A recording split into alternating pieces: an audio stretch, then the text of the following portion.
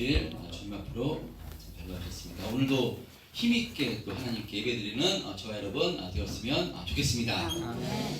광고 말씀 하나 드리겠습니다.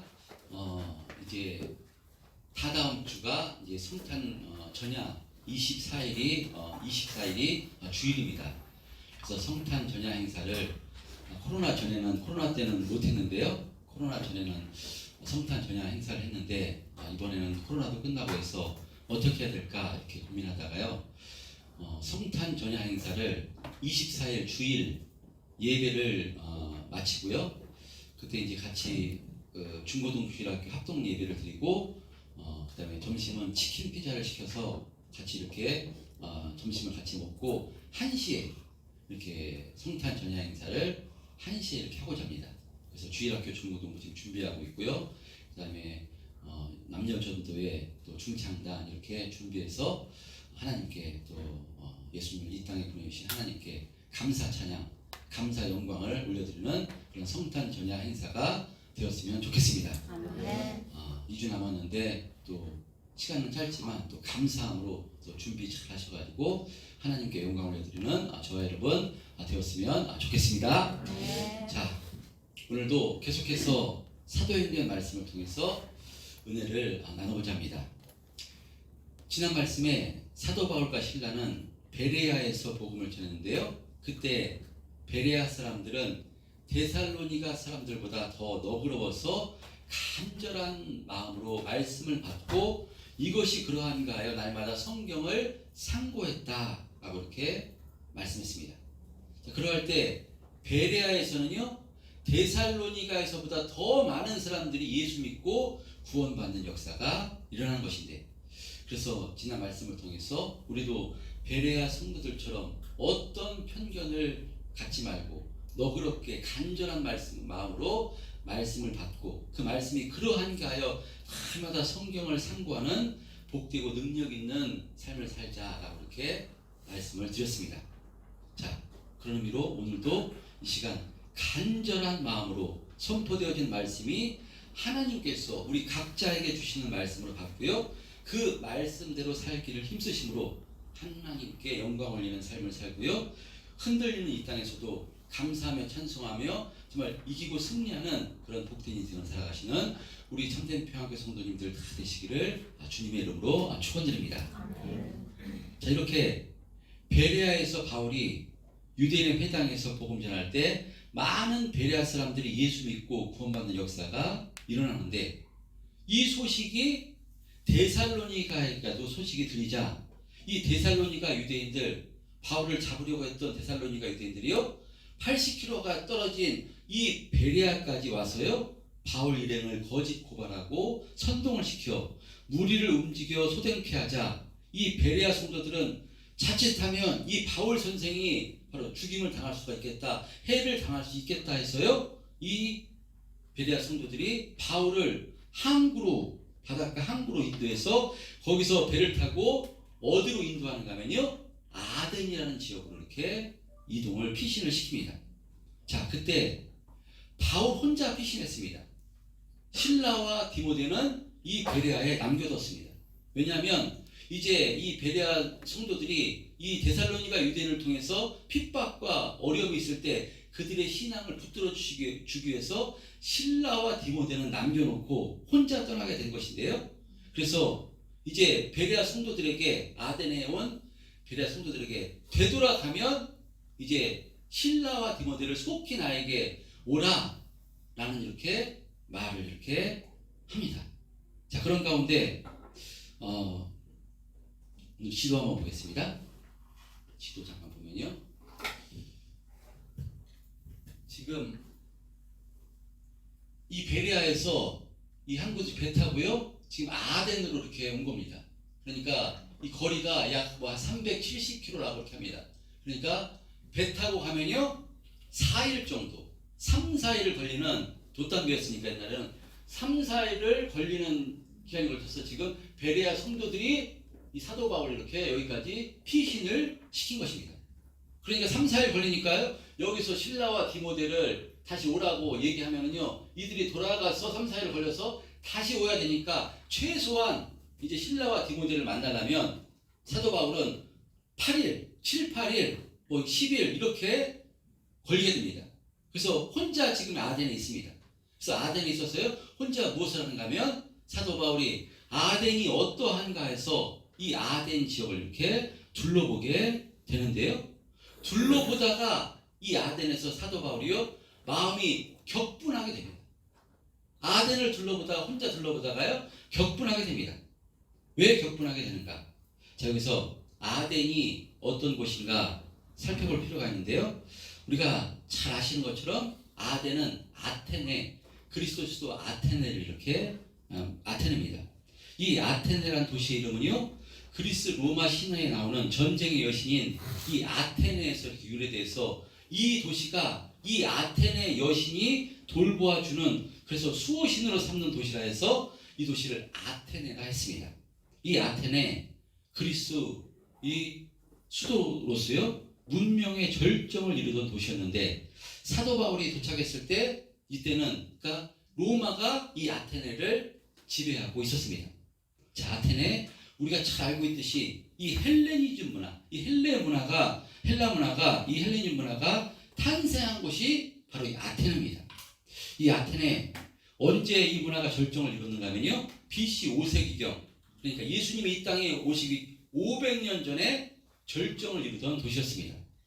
여기 출신들, 철학가들, 우리가 학교에서 공부할 때 아마 세계사 시간에 많이 배웠던 인물들, 소크라테스, 플라톤, 아리스토텔레스, 이런 사람들이 아테네에서 이렇게 활동했던 그런 철학자들이었습니다. 그러니까 아테네는요, 인류 문명의 한 획을 걷던 장소가 아테네입니다. 자, 이 아테네를 이 로마가 집어삼킨 것입니다. 그러나 로마가 아테네를 집어삼켰지만 이 헬레니즘 문화는 집어삼킬 수가 없었습니다. 헬레니즘 문화가 이 로마 시대에도 이렇게 움직였습니다. 그래서 이 로마 시대에 아테네는요, 로마와 알렉산드리아와 함께 3대 도시로 꼽힐 만큼 이 로마의 통치 아래서도 자유도시로 상당한 문화적 특권을 누리고 있던 도시가 바로 이 아테네였습니다. 자, 이 로마의 통치 아래서 그 시대 문화와 예술, 건축, 철학을 대표했던 도시였기 때문에요, 예전에도 그랬지만 지금도 그런 것 같습니다. 우리가 화가들 미술을 공부한다든지 건축을 공부한다든지 이런 예술을 공부하는 사람들은 어디로 유학을 가고자 하는가 하면요, 프랑스 파리로 많이 가고자 합니다. 근데 그 당시는 어디로 가고자 했는가 하면요, 바로 아테네로 가고자 했던 것입니다. 이 바로 문화와 예술의 도시, 문화의 도시 아테네였습니다.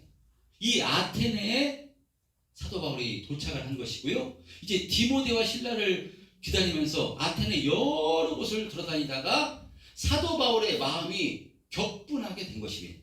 왜냐하면 사도 바울 눈에 아테네에 세워진 수많은 우상들을 발견했기 때문입니다.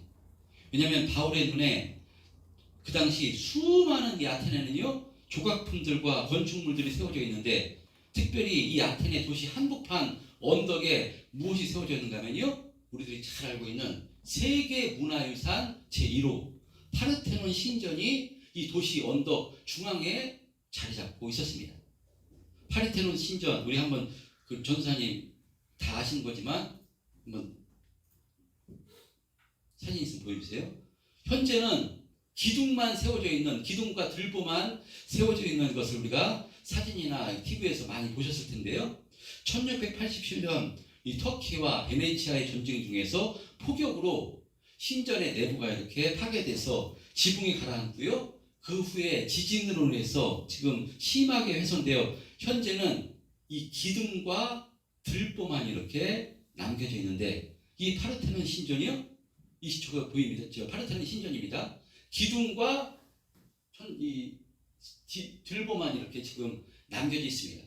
근데 지금 사도 바울이 도착했을 때는요, 완성된 모습으로 이렇게 지금 있었던 것입니다. 그러니까 정말로 웅장하고 대단한 건축물임을 우리가 확인할 수 있습니다. 아테네 언덕에 가장 잘 보이는 곳에 파르테논 신전이 세워져 있습니다. 기둥 두께가 약 1.9m고요. 높이가 10.4m에 달하는 46개의 기둥과 이게 들보만 봐도요, 사람들을 완전히 압도하는 이런 건축물인데 정말 위용이 엄청났을 것입니다. 완전했을 때는 엄청났을 것입니다. 그리고 아덴에는 이 파르테논 신전뿐만 아니라 제우스 신전 등 여러 가지 신전들과 신상들이 약 3만 개가 있었다고 합니다. 이 아덴을 둘러보면서 사도 바울이 이런 신전들과 신상들을 발견한 것입니다. 야, 엄청나구나, 대단하구나, 어떻게 사람이 저것을 만들 수가 있단 말인가, 정말 멋지다. 아마도 그 시대 사람들은요, 그런 눈으로 봤기 때문에요, 가장 가고 싶은 도시가 아덴이었다면, 사도 바울은 이 아덴에 세워진 수많은 신전과 신상들을 보고 어떤 마음이 들었는가 하면요, 격분된 마음이 들었던 것입니다. 그러면 그 시대 사람들은 이런 신전과 신상들을 보고 경이로운 눈으로 바라봤는데, 사도 바울은 그 신전과 신상들을 보고 왜 이런 격분하는 마음이 들었던 것인가? 누가 주신 마음이겠습니까? 바로 하나님의 영, 성령께 붙들려 낀 사도 바울이었기 때문에요, 하나님의 영으로 충만해서 사도 바울의 심령 가운데 그런 격분된 마음이 들었던 것입니다. 그 시대 사람들은 이 신전과 신상들을 위대한 건축물로, 인간이 만든 위대한 예술품으로 본 것이지만요, 성령께 붙들린 이 복음 전도자 바울에게는 이것이 우상으로 보인 것입니다. 여러분, 우상이 무엇이겠습니까? 하나님께서 가장 싫어하는 것이 우상입니다. 오직 하나님만이 참신이고 유일하신 창조시이기 때문에 모든 인간은요, 피조된 인간은 하나님만을 섬겨야 됩니다. 이사야 43장 7절에 보면요, 뭐라고 말씀하는가 하면요, 무릇 내 이름으로 불려지는 모든 자, 곧 내가 내 영광을 위하여 창조된 자를 오게 하라. 그를 내가 지었고 그를 내가 만들었느니라. 모든 것이 하나님께서 창조하신 것입니다. 모든 만물, 인간은 마찬가지입니다. 그러므로 모든 인간은요, 하나님께 영광 올리고 하나님만 섬기고 하나님께만, 바로 하나님을 영화롭게 창조된 목적이 인간입니다. 할렐루야. 그런데 인간에게 죄가 들어오자요, 어떻게 되는가 하면, 이 죄가 들어오자 하나님을 섬기지 않고 우상을 섬기게 된 것입니다. 자신이 신대에서 무엇을 만든 것이냐면요, 우상을 만들게 된 것입니다. 지금 아덴에 있는 수많은 파르테논 신전, 제우스 신전, 크고 작은 신전과 신상들, 우상들, 누가 만든 것인가면요, 하나님이 만드신 것이 아니라 이런 신이요, 인간이 만든 것입니다. 아테네의 제우스, 헤르메스, 바로 그리스 로마 신화에 나오는 수많은 신들, 진짜 신들인가? 그렇지 않습니다. 인간이 만들어낸 신입니다. 그러니까 인간이 만들어낸 신화입니다. 인간의 연약함과 신을 찾고자 하는 마음을 교묘하게 이용해서 크고 힘있고 능력 있는 신을 만들어서 그것을 섬기고 절하면요, 거기에 자신이 도와주고 복 줄 것이라고 생각해서 이런 우상을 만들고 그것을 섬긴 것인데요, 전부 다 그러니까 우상입니다. 신은 사실 하나님 한 분밖에 없습니다. 아멘. 할렐루야. 그런데 인간은 자꾸 이런 우상을 만들었어요. 우상을 하나님처럼 섬기려 하고 있는 것이니까요. 그래서 하나님께서는 당신이 택한 백성, 이 이스라엘 백성들을 가나안 땅에 들어가게 할 때, 하나님께서 그래서 가나안 땅 모든 그 백성들을 진멸하라고 하신 이유가 이것입니다. 그러다 우상을 섬기고 있기 때문에 그냥 내버려 두면 유혹을 받아 우상을 섬기게 될 것을 하나님께서 이미 아시고 전부 다 진멸하라 하신 이유가 이것입니다. 여러분, 레위기 26장 1절에 보면요, 그래서 우상을 만들지도 말라고 말씀하시는데요, 레위기 26장 1절 한번 합독해 보겠습니다. 시작. 너희는 자기를 위하여 우상을 만들지 말지니 조각한 것이나 우상을 만들지 말며 너의 땅에 조각한 석상을 세우고 그에게 경배하지 말라. 나는 너의 하나님 여호와임이라. 우상은 누구를 위해서 만드는가 하면요, 하나님 위해서 만드는 것이 아닙니다. 나를 위해서, 자기 자신을 위해서, 자기를 위해서 만드는 것이, 자기가 신이 돼서 자기를 위해서 만드는 것이기 때문에 절대로 우상을 만들지 말라고 말씀하고 있는 것입니다. 그러니까 지금 사도 바울은요, 성령께 붙들린 사람이기 때문에, 하나님 말씀에 붙들린 사람이기 때문에, 그 당시 사람들은 이 아덴의 이 파르테논 신전을 비롯한 수많은 신상과 신전들, 이 우상들을, 그것을 위대한 건축물로, 예술품으로 감탄하며 경이로운 모습을 본 것이지만요, 바울의 눈에는 우상 숭배하는 어리석은 모습으로 보여서 이렇게 거룩한 분노가 끌어올라 격분된 마음이 들었던 것입니다. 여러분, 저와 여러분도 사도 바울과 같은 영적인 눈으로 세상을 바라보시기를 축복합니다. 아멘. 우리가 이런 영적인 눈이 아니라 육적인 눈으로 세상을 바라보면요, 세상 앞에 주눅들게 되고 우리 자신이 위축되고 보잘것없이 느껴지게 되는 것입니다. 바울은 지금 데살로니가 유대인들이 죽이려 해서 깡패까지 동원해서 죽이려 했어요. 지금 아덴까지 도망해서 도망자의 신세입니다. 그럴 때 이 아덴에서 화려한 신전과 신상들을 보면서 또 화려한 옷을 입고 또 그런 우상을 섬기는 그들에 비해서 자신을 볼 때 자신은 가장 극악한 죄인이 죽는 그 십자가에 죽은 예수를 신으로 섬기고 있는 것이니까요, 육적인 눈으로 자기 자신을 바라보면 이게 뭔가 낙심케 되고 주눅들게 되는 것입니다. 그러나 바울은 영적인 눈으로 이것을 보니까요, 이 아덴이 하나님께서 가장 싫어하는 우상을 엄청나게 섬기는 죄를 범하고 있는 죄가 가득한 도시로 보이게 된 것이니까요, 너무나도 안타깝고, 이렇게 섬기는 바로 그 뒤에 악한 영이, 그 마귀가 있는 것을 사도 바울이 알기 때문에요, 이 악한 영에 속고 있는 이 사람들을 볼 때 정말 거룩한 분노, 격분된 마음이 들었던 것입니다. 여러분, 그런 의미로 우리가 지금 살아가는 이 땅도요, 엄청난 우상들이 세상을 주관하고요, 바로 인간들이 여기에 유혹을 받고 살아가고 있습니다.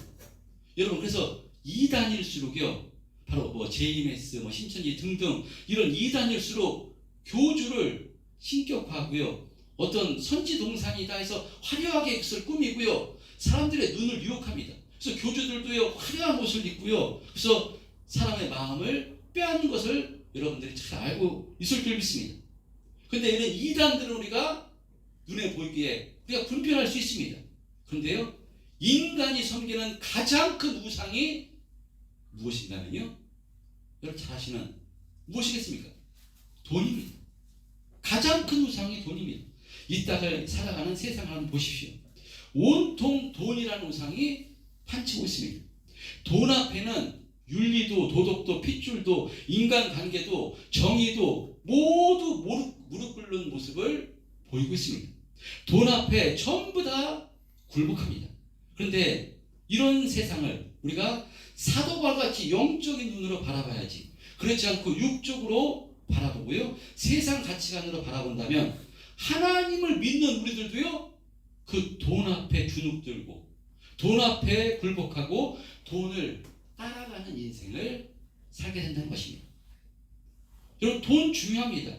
예수 믿는 사람들에게, 우리들에게도 돈 정말 중요합니다. 꼭 필요합니다.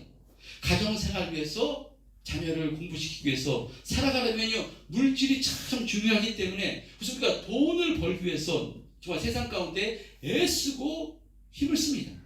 사실 그래서 예수 믿는 사람들은요, 예수 믿지 않는 사람보다 더 성실히 열심히 애를 쓰고 힘써야 됩니다. 그러나 우리는 아무리 돈이 중요하고 그런 돈이 중요하다 할지라도요, 돈을 따라가는 사람이 아닙니다. 하나님보다 돈이 우선이고 돈을 따라가면요, 돈이 바로 우상이 되는 것입니다. 우리는요, 돈을 따라가는 인생이 아니에요, 돈이 따라오는 인생을 사는 사람입니다.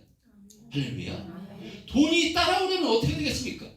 너희는 먼저 그의 나라와 의를 구하라, 그럼 나머지 건 다 주시겠다고 말씀하셨기 때문에 그의 나라와 의를 구하면 하나님께서요, 먹이시고 입히십니다.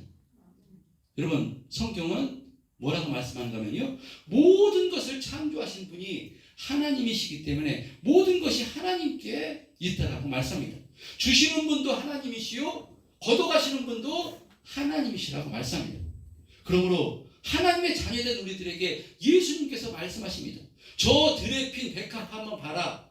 저 하늘 나는 저 새를 한번 봐라. 저 하나님께서 다 창조하신 것이기 때문에 저들 아무것도 하지 않아도 먹이고 입힌데 너희들은 하나님의 자녀가 아니냐? 하나님께서 반드시 책임져 주시고 축복해 주시겠다고 먹이시고 입히시겠다고 그렇고 말씀하시는 것을 성경을 통해서 볼 수 있습니다. 성도는 그래서 이 말씀이 믿어지는 것이기 때문에요, 하나님을 의지하고 하나님을 따라가는 인생이 성도인 줄 믿습니다. 아멘. 이것은 오해해서 하나님 믿고 기도하고 예배드리면 하나님께서 모든 걸 책임져 주시고 부자 되게 해주신다, 그런 의미의 말씀이 아닙니다. 하나님께서는 절대 부자가 되겠다고 먹이시고 입히시겠다고 약속하십니다. 그러니까 너희들 한번 생각을 한번 해보라는 말씀입니다. 하나님이 어떤 분이시냐? 전부 다 창조하신 하나님이 너희 아버지신데 하나님께서 저 들풀도 저 공중하는 새도 먹이시고 입히시는데 너희는 하나님의 자녀인데 책임져 주시지 않겠느냐? 한번 생각을 해보라 라는 그런 의미의 말씀입니다. 저는 하나님 따라가는 인생, 하나님 자녀는 반드시 모든 것을 동원해서 하나님께서 지켜 보호해 주시는 것입니다. 아멘. 여러분, 그래서요, 우리가 정말 엄청난 돈을 준다 할지라도, 아무리 세상에서 바쁜 일이 있다 할지라도요, 거룩한 주님 앞에 나와서 예배 드리는 이유가 무엇이겠습니까? 그것은요, 내가 돈을 따라가지 않고 세상을 따라가지 않고 하나님만 따라가겠다는 바로 결단을 했기 때문입니다. 여러분, 그래서 이것이 신앙입니다. 그래서 이 신앙을 세워주시기 위해서 하나님께서는 이스라엘 백성들에게 못 알아들으니까 율법을 주신 것입니다. 안식일을 거룩하게 지키라고 율법을 주시고요, 그래서 안식일을 범하는 자에게는 죄값을 치르게 하신 것입니다. 여러분, 그런데 신약의 예수의 피값으로 구원받은 우리들 지금 좀 다를 수 있습니다. 바쁜 일상을 살아가면서 혼자 일하는 것도 아니고 조직에서 회사에서 함께 일하고 그러기 때문에요, 정말 어쩔 수 없이 주의를 지키지 못할 때가 있을 수 있습니다. 그러므로 지금 주의를 지키고 안 지키고 구약처럼 그것이 죄의 판단일 수는 없습니다. 그러나 우리는 예수를 믿는 사람이기 때문에요, 하나님의 자녀이기 때문에 하나님께서 만나자고 하는 이 거룩한 주의를 지키기 위해서 몸부림을 치야 되고요, 정말 애를 쓰셔야 됩니다. 그래서 그것이 안 되면 하나님께서 기도해야 됩니다. 환경을 주장해달라고, 주의를 잘 지킬 수 있도록 은혜를 베풀어달라고, 중심을 붙들어달라고 기도하시고요, 그리고 이 시간은 세상에 없는 시간이다, 하나님을 만나는 시간이다, 나는 평생에 하나님께 예배하며 살겠다 결단을 하실 때요, 악한 영이 계속해서 유혹하는데 그 유혹을 결단할 때 이길 수가 있는 줄 믿습니다. 아멘. 여러분, 그리고 이렇게 거룩한 주일 하나님 앞에 나와 예배드릴 때 우리의 몸만 하나님께 나와서 예배드리는 것이 아니라, 지난 말씀 이 베레아 성도들처럼요, 바로 어떤 편견 내려놓고 간절한 마음으로, 정말 사모하는 마음으로 이 말씀이 강단에 선포되는 말씀이 목사의 말이야, 하나님이 나에게 주시는 말씀으로, 간절한 말씀으로 그 말씀을 받고 그 말씀대로 살기를 힘쓸 때, 이것이 바로 주님을 따라가는 길이고요, 바로 주님을 섬기는 삶의 기초인 줄 믿습니다. 아멘. 여러분, 그런 의미로 이 시간 자신의 신앙을, 자신의 중심을 한번 점검해 보시기 바랍니다. 나는 과연 지금 하나님만 섬기고 있는가? 아니면 나는 우상을 겸하여 섬기고 있는가? 여러분, 가나안 땅에 들어가서 이스라엘 백성들이요, 우상 섬겼는데 우상만 섬긴 게 아닙니다. 하나님 당연히 섬겼습니다. 하나님도 섬기고 우상도 섬긴 것입니다. 그래야 할 때 하나님께서는 그 우상을 섬기는 마음을 뽑아내기 위해서 무엇하셨는가 하면요, 이방 나라를 회초리로 삼아서 이스라엘 백성들을 공격하고 그들을 항복시켰음을 볼 수 있습니다.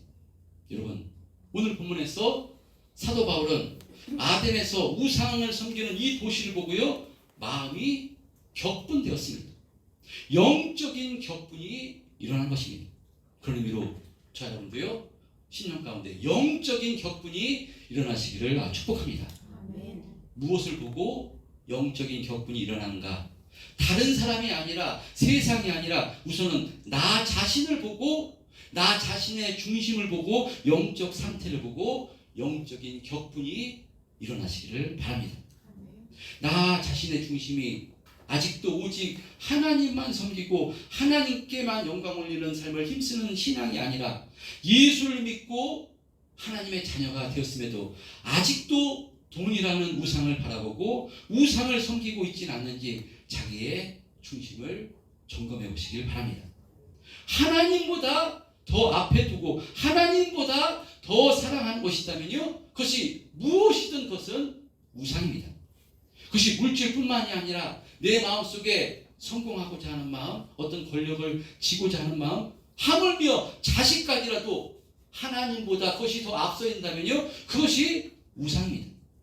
오늘 말씀을 통해서 이것이 우상임을 더욱더 확신하셔서 이런 우상이 나에게 자리 잡고 있다면 거룩한 분노, 바로 우리를 향해서 격분된 마음이 일어나시길 바랍니다. 그 하나님이 기뻐하시는 것이 아닙니다.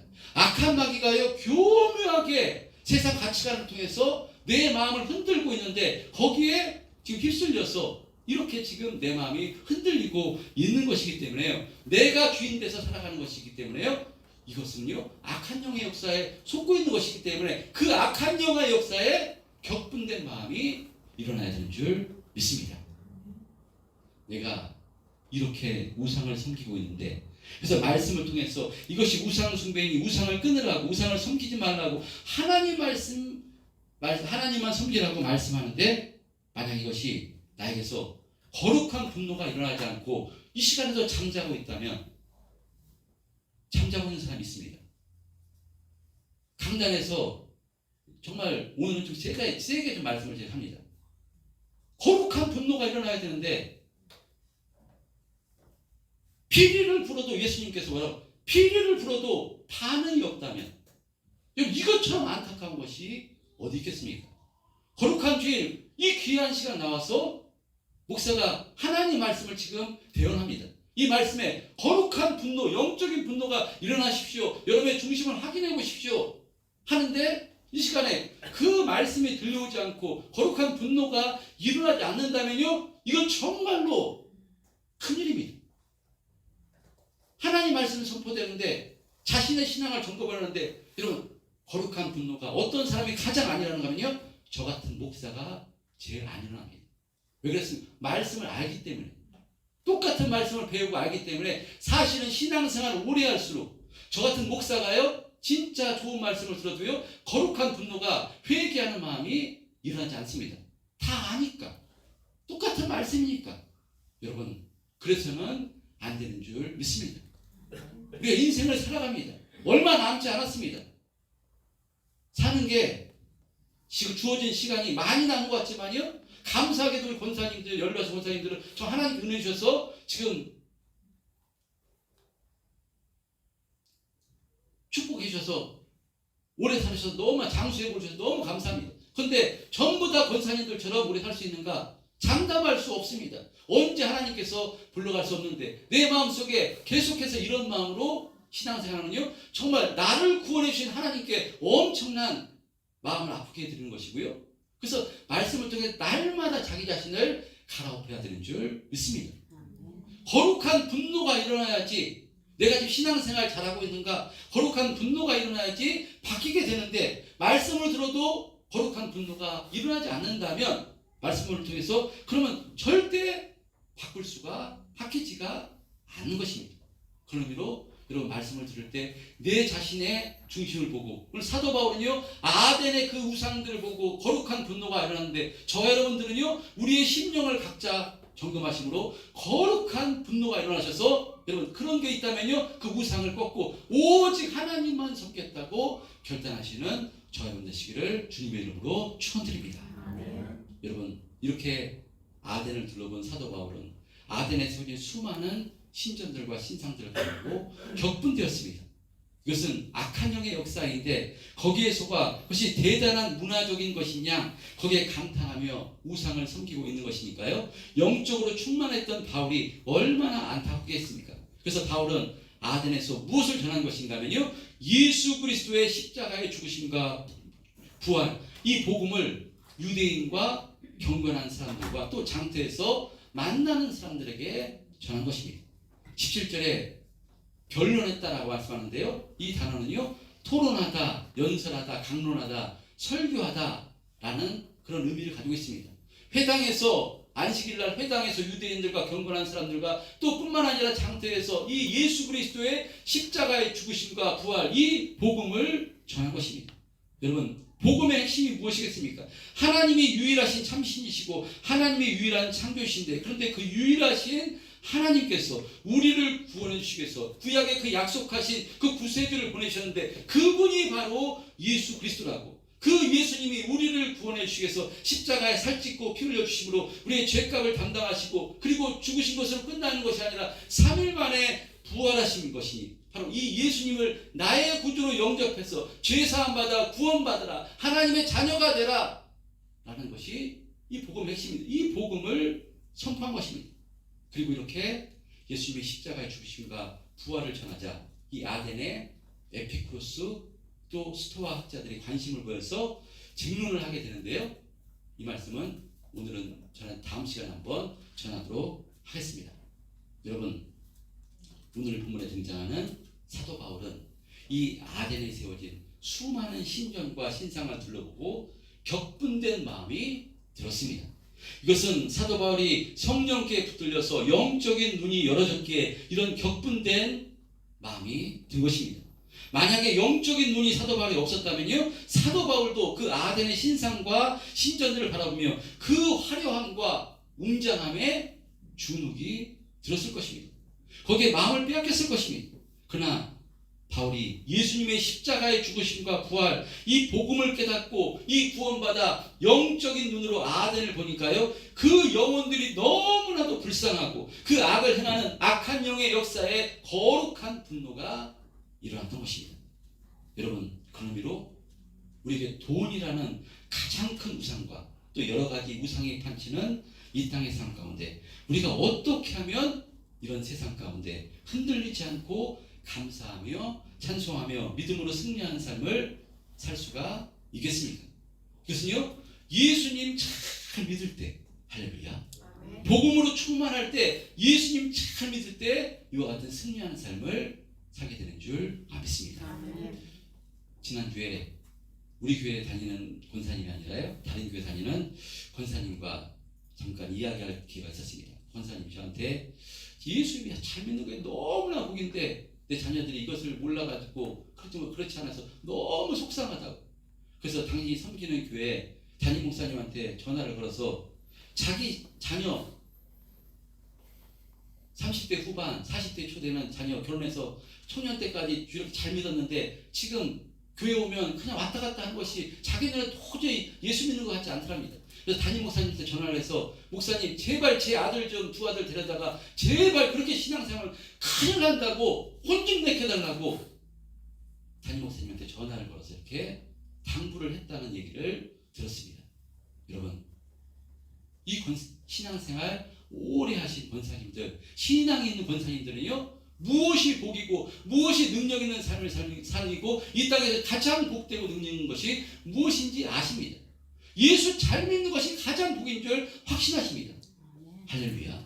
그래서 가장 큰 소원이 무엇인가 하면요, 자기 자녀가 예수 잘 믿는 것이 가장 복인 것을 너무나 잘 알기 때문에 자기 자녀를 위해서 기도하는 것이고요, 자녀들 잘 되게 예수 잘 믿게 해달라고 그렇게 간구하고 있는 것입니다.